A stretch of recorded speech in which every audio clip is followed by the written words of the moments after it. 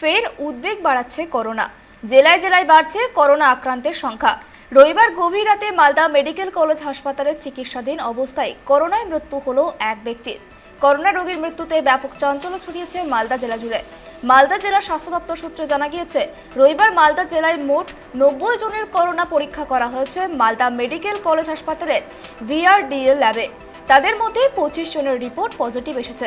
বর্তমানে Malda medical college হাসপাতালে একজন করোনা রোগী চিকিৎসাধীন রয়েছে।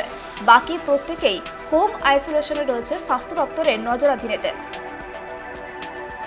গতকাল একজন মৃত্যু হয়েছে। উনি প্রথমে এখানে ভর্তি হয়েছিলেন, তারপর ওনার আরএটি পজিটিভ হয়, তারপর আমরা এখানে কোভিড হসপিটালে ভর্তি করি। তারপর ওনার নিউমোনিয়া ছিল, আর আরও একাধিক কমপ্লিকেশন কিছু ছিল তার শরীরে, কিডনি ফেলিয়ার ইত্যাদি কমপ্লিকেশন থাকলে মারা গেছে। যিনি মারা গেছেন তার বয়স কত? 60-র কাছাকাছি। পরিবারের হাতে পেশেন্ট বডি তুলে দেওয়া হয়েছে। এখন কি পরিস্থিতি মালদা মেডিকেলে? একজন রোগী ভর্তি আছেন এখন। আর এছাড়া আমাদের পজিটিভিটির হারটা একটু বেড়েছে।